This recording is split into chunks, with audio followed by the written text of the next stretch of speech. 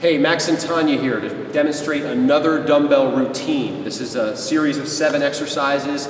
You can do them in the circuit format we're going to show you in this loop, or you can use each one of them separately in any one of a number of combinations.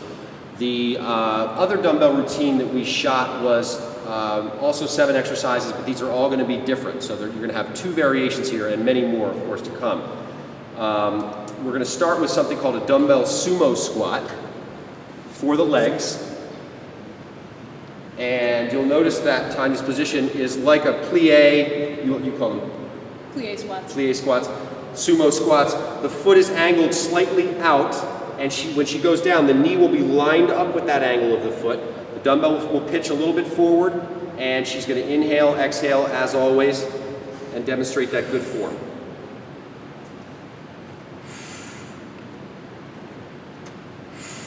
Excellent. So the good thing about this exercise is that you get a little inner thigh, because you'll feel a stretch inside your thigh as opposed to just in the quads. It's also a great glute exercise. Do you agree with that? I totally agree with that. A lot of Especially glutes. when I squeeze them when I come up. Exactly. Tighten the glutes when you come up. I find women really like this exercise because they can feel it in their butt. They want to work their butts more. So the single dumbbell squat or the sumo squat is a great exercise. One more. Good. I'm pressing for my heels. Keep the weight back on the heels. Exactly. I'll take that. You have a seat over here in my blue physio ball there. Exactly. And you walk out, and I'll give you dumbbells here to do your next movement, the dumbbell fly. So here, instead of a press, which is typical, we're going to do a fly. Keep the elbows out and round it a little bit, and she's going to come back and squeeze together. So there's no elbow flexion, which is typical when you're doing chest. This is a chest exercise, but you are just moving at the shoulder only. About 3 more of those. Excellent. And 2. And 1. Good, I'll take those. Tanya, you sit up for just a second. Sit up, sit down, sit up, sit down. See how I got you moving all over the place? We're going to do actually, walk back out again because you're going to do that pullover. But I wanted you at a different angle. Good, perfect. She's now doing an exercise called a dumbbell pullover. This works actually multiple muscles.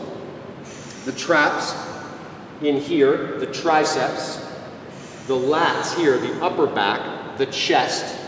There's a lot of different muscles in the upper body working here, but it's as much about stretching as it is strengthening. Don't you feel a lot of stretching? I do. A lot of, especially my core. So she feels here too, a lot of pulling here through the abdominis and the quads, the hip flexors. So this is a great exercise to do on a physio ball because there's a lot of different things going on. Balance, coordination, agility, strength, stretching, and got it. 4th exercise, we're going to do an overhead press. I think in the last video we did a lateral raise for shoulders. We're going to do a press overhead this time. Note that her down position isn't all the way down. Go all the way down to show the incorrect position. This is too low. You're actually going to start and finish right here, so the pressure's already on the deltoid. We're not moving it into the neck or impinging the shoulder in any way. She's going to press overhead, and she's not overextending either. She's just letting the dumbbells drift together in a nice, smooth motion. And again, the breathing and the timing of the movement, the slowness of the movement, if you will, is proper. Good. And 4. And 2, and 1 more. And rest. Good. And you can stand for the curls next. I'll take this over and have a seat. Want you here. Good. So now her palm is facing up. As opposed to the hammer curl when her palm was in, she was working her forearm. This exercise actually works almost exclusively the bicep. There's no help from the forearm now. And just give me 3 more. Again, smooth, slow motion with breathing. And rest. Good. For triceps, she's going to turn, once you face here, face slightly off angle for Jessie to see the side angle. Good. And head down.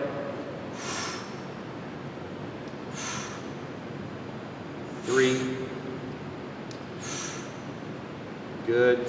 Just Keep moving that straight back. Her upper arm is parallel to the floor. She's only bending and extending the elbow. And one more. Good. And avoiding momentum, right? Isn't that what you were saying? So in other words, she's not swinging the weight like a pendulum. Not cheating. Not cheating, exactly. So she's not coming down here kicking the weight back like this, which you'll see a lot of people do because the weight's too heavy.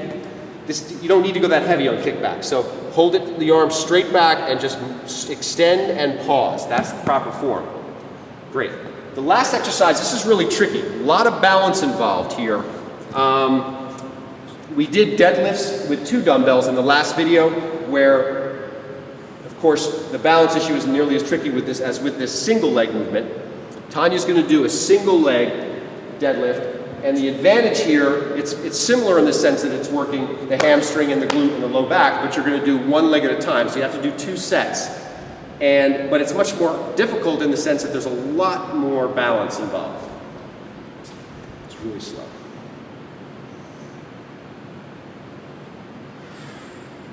Very nice.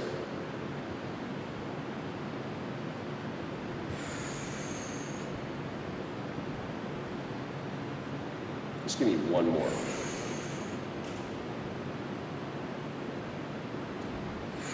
Great. Do the other side. Again, nice and slow. Let's see how slow she's moving. Helps her control the exercise.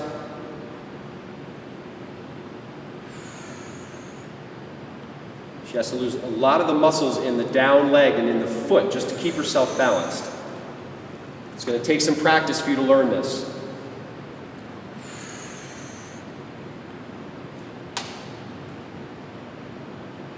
That's good.